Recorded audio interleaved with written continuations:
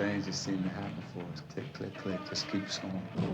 Coach Pat Riley's fast break offense is one thing which makes the Lakers go. Not even the run-and-gun Spurs can keep up with Riley's Greyhounds. The Lakers are so fast, they put the Spurs in the past tense before they knew it. They were gone in 4. They've whipped them good. In Los Angeles, basketball has been a great show. The Laker girls. Bring on the finale. This show's got legs.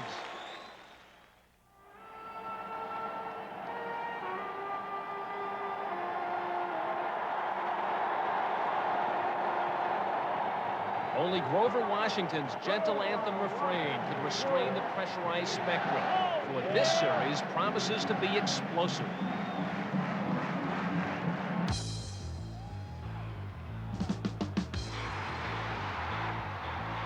The fast break and all-out furious style of play, a game of relentless tempo, has sparked both these teams. And for 2.5 quarters, Philadelphia has the fastest fast break. But this perpetual sprint is not without strategy. Riley surprises Cunningham with an aggressive, gambling trap defense. And what happens then is one of the most phenomenal turnarounds in playoff history.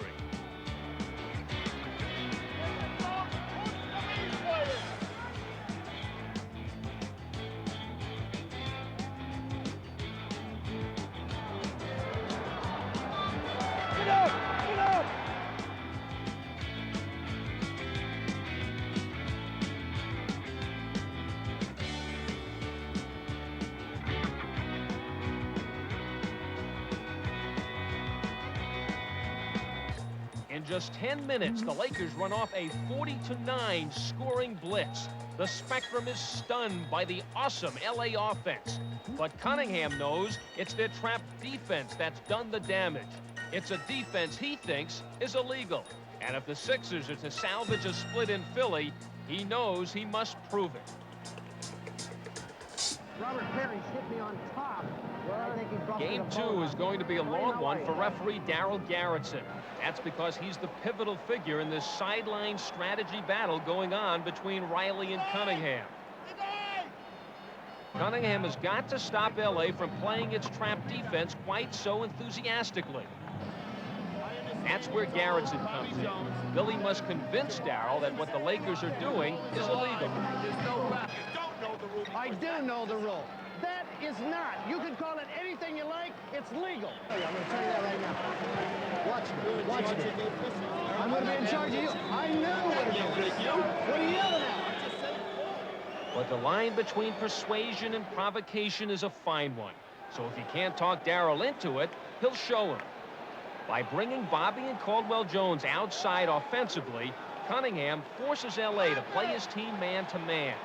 When the Lakers fail to match up, the zone becomes obvious. It's an illegal defense.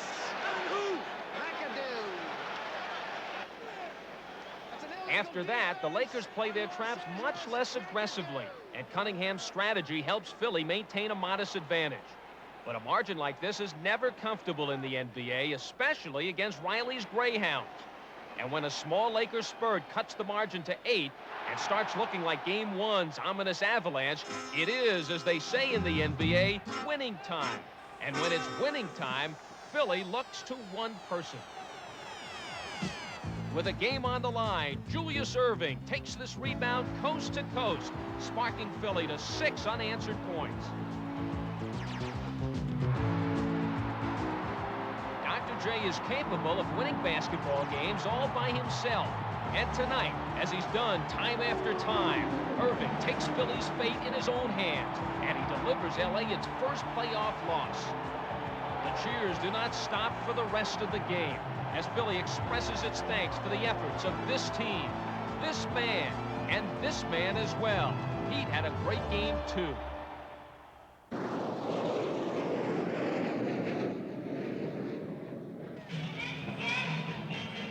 Back in Los Angeles for Game 3, the jet set is beautifully turned out for this glamorous event.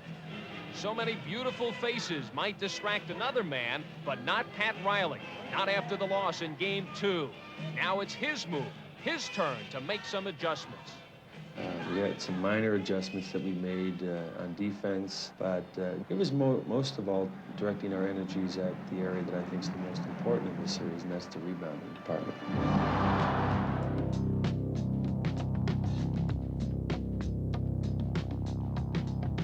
Having the ball is the most important thing because the team that gets it gets its game going first. You can't run if you haven't got the ball.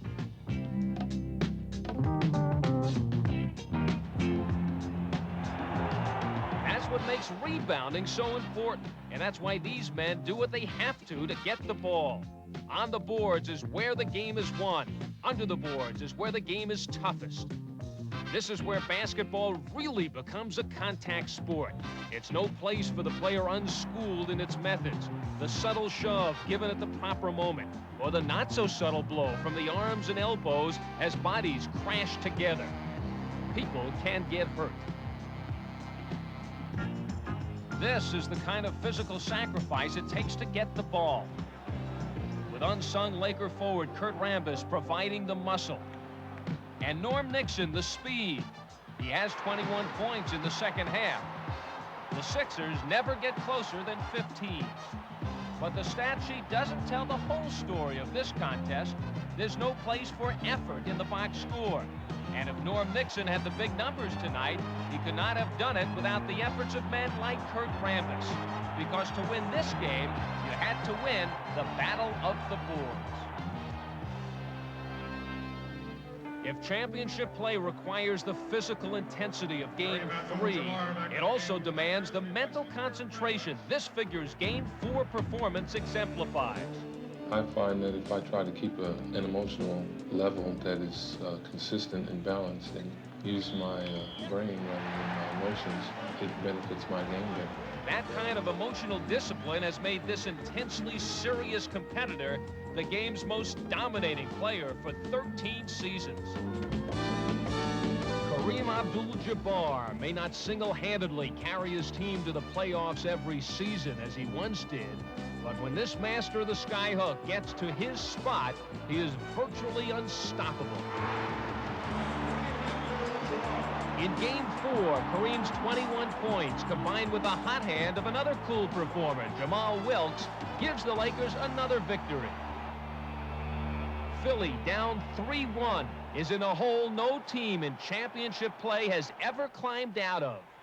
We've been in this position the opposite way, being up 3-1, and we know that you got to win 4 games, and we're looking forward to coming back to L.A. That's a foul. What is this stuff? If Billy Cunningham is going to sing California Here I Come tonight in Game 5, the Sixers will have to do a little jamming in Philly first. When Andrew Toney gives Philly its first lead of the second half, the crowd tunes up for a little chorus of its own. Look at here. This place is jumping. It's really jumping. The Sixers got us all real high. I say it's really jumping. Big D is thumping. The BJ is bumping. When Dr. J does things his way, I mean it's really jumping. The halftime show comes by, the fans just might forget their manners. They'll clap their hands and start the stands and go bananas. This place is jumping. It's really jumping. Sixers got us all real high. I say it's really jumping. Dealing, stealing, lightning quick fast breaks, thunder slams and two-hand jams and a couple of in your face. The spectrum is the place. The Sixers deliver L.A. its worst playoff loss ever. The flip side of the 40-9 number the Lakers had played for Philly in Game 1. Kareem has scored just 6 points, and the Laker lead, now 3-2, looks a lot less secure. On the whole, the Lakers would rather be in Los Angeles. Philadelphia was very, very, very aggressive. That's what it's all about. Any questions? We feel that the only salvation for the Sixers is to have a super game from a superstar, Dr. Julius Erving. He is known around the world for his heroics, and we think that Julius Erving is the man that Philadelphia will have to rely upon. In the history of sport, there have been few athletes whose singular stature goes